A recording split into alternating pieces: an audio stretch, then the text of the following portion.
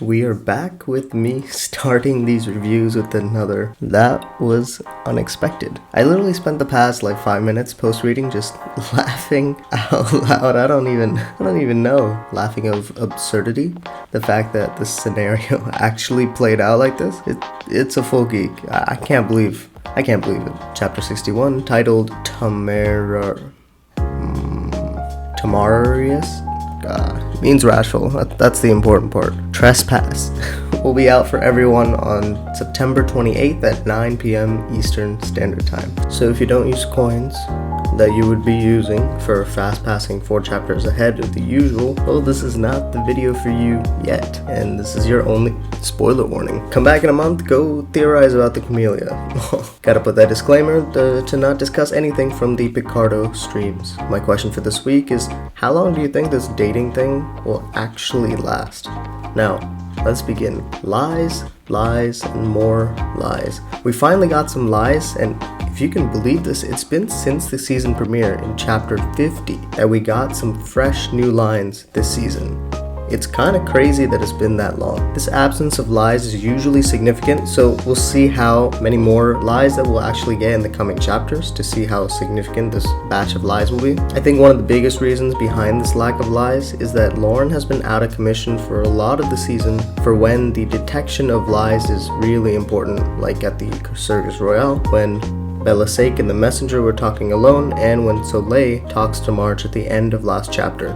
Also, Bellaseik was just out of hearing range for Lauren to hear most of their conversation in the beginning before they got to the meeting at the Camellia. This adds a lot more tension and suspense between Bellaseik and from the circus members, as well as March, because does he really believe the speech that he gave to Soleil in chapter 59? I don't think so, or even if he does, it's very flawed logic. I have remade the lies post, the full catalog for season 2, on the r/Purple Hyacinth webtoon subreddit, so you can check that out for the ever-growing catalog of lies this season. Link will be in the description. There will be filler lies to throw the non-fastpass users on the total number of lies for this season thus far. I am glad that William is staying stern as a superior officer and putting Lauren in her place so that she doesn't overexert herself, because, well, we all know that she could push herself to exhaustion over and over again because of her narrow-mindedness that comes from the fear of not succeeding in her mission.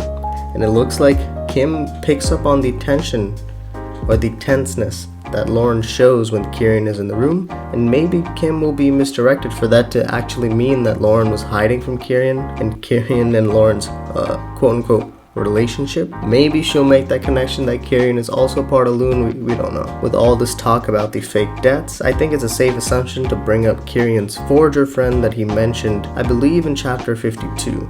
The forger, whoever it is, also forged for Abel Sandman and maybe even Lauren's parents. The reason why I'm bringing up Lauren's parents was because Lauren got interrupted before opening the file in the archivist's room for her parents and Abel. So it seems like something is in that report that would point to something important that F and Soph didn't want to reveal too early, so we got the interruption with Herman. On the Archivist Lock, in chapter 30, when Harvey puts the code into the room, it was 5539, and then the last digit was not completed in that panel. Is that the same code, or did they change it once after Harvey's death, and maybe twice when Kieran joined the precinct? Does that actually have any relevance to the story? I don't really know. I'm pretty sure, though, Kim was the one that told Lauren the new code because of how Kim usually consoles Lauren about Herman's unfairness. In the archives room, we see another classic example of Lauren ignoring her surroundings because she's hyper-fixated on her mission to get to the records and completely forgets that Kieran now lives here, and Kieran has gone back to calling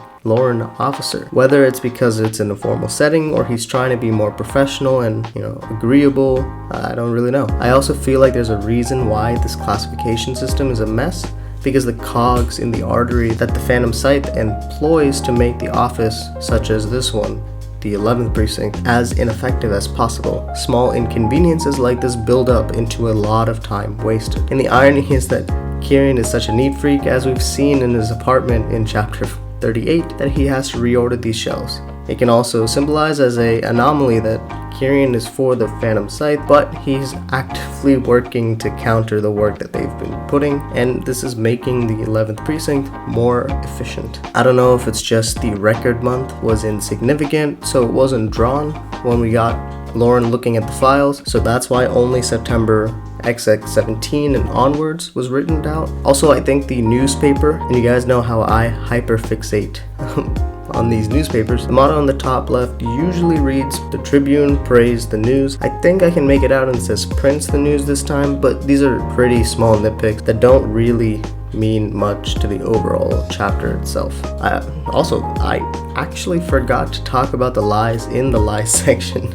It's been so long, and I was kind of excited that they were lies to begin with, so let's actually break them down. Herman's line to Kyrian, this wasn't a lie, but his line is important. "Wonderful. I'm glad that we hired someone with as much initiative as you." That's not a lie. We, in this case, could mean Herman and March, or Herman and Layla, or Herman and Tristan. If it's either or any of them, it goes to make them more suspicious as to being in line with the Phantom Scythe, because Herman truly believes that Kyrian has initiative to be an archivist, which we know is not true. Someone in the Phantom Scythe would also not be able to say Herman's statement and pass the lie detection from Lauren. I like that Kyrian told the truth initially to Herman because it's kind of an extension of his apology to not lie to Lauren. Also, Kyrian doesn't know the office dynamics that we've been so privileged of watching in season 1. Herman thinking that Kyrian's truth is a joke, Kyrian actually resorts to lying just to hurry along the conversation by saying, "I've been told, but no, I haven't seen her." I think this is an interesting use of the deception of truth and how, even when you tell the truth without having such a defining ability like Lauren's, there's really no way of knowing without having proper context surrounding the information being exchanged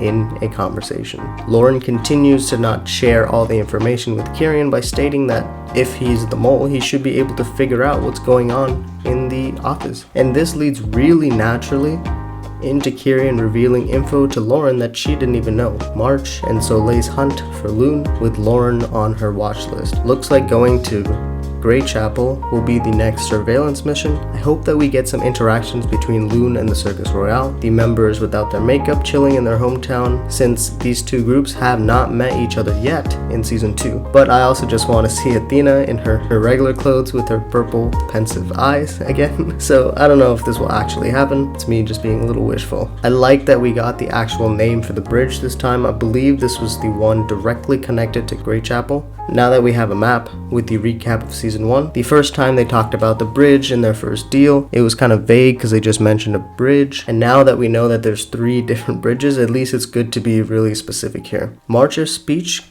really inspired Soleil. They are on the hunt for Lauren to slip up, as she was so focused on the archives room that she completely forgot when the patrol unit finishes for the day. The next 2 lies from Kyrian. "Well, I guess we can't hide it any longer. Lauren and I are dating." I love this. Aside from the complete misdirection, I thought these lines paralleled really well with the previous lies told this chapter. The "I've been told" and the truth that Kyrian says you haven't told them yet. One is a lie, one is a truth. Again, the context in which they are delivered changes the meaning of these words like crazy. Kyrian had initially told the truth with the prior, and then had to lie saying "I've been told" to hurry the conversation along, while the next time Kyrian asks about telling someone, it's the truth that Lauren and Kyrian haven't told William and Kim anything yet. But that's because what he's really referring to there is about Loon, but Kyrian lies here to misdirect them into the dating subplot. This was handled really well, and I love it. And that's all for the chapter. That's all for the video as well. Thank you so much for watching. As always, make sure to heart the chapter when you finish reading and comment to be a part of the community. Make sure, if you get a chance, subscribe to get access to these videos every week. My social media can be found by searching Inspirational on YouTube, Twitter, and Twitch. Shout out to my designer. You can find his work on Instagram at chatandv_photography. See you all next time.